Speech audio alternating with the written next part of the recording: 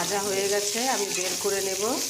শুকনা তেজপাতা আর জিরা ফোড়ন, একটা পেস্ট তৈরি করে রেখেছিলাম, সেটা ঢেলে দেবো। পেস্টে আছে 3টে পেঁয়াজ, 2টো টমেটো, কিছু শুকনা লঙ্কা, জিরা, তেজপাতা, গোটা গরম মশলা, রসুন, এই একটা রসুন, আদা। আমি এগুলো দিয়ে ভালো করে তেলের মধ্যে ফ্রাই করে আমি বেটে নিয়েছি।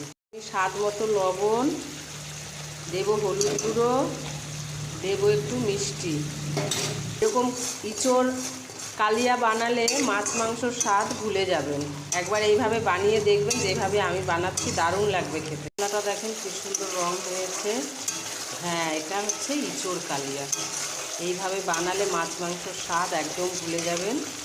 আর আলু যে ভেজে রেখেছিলাম সেটা দিয়ে খুব ভালো করে এটা আমি কষাবো।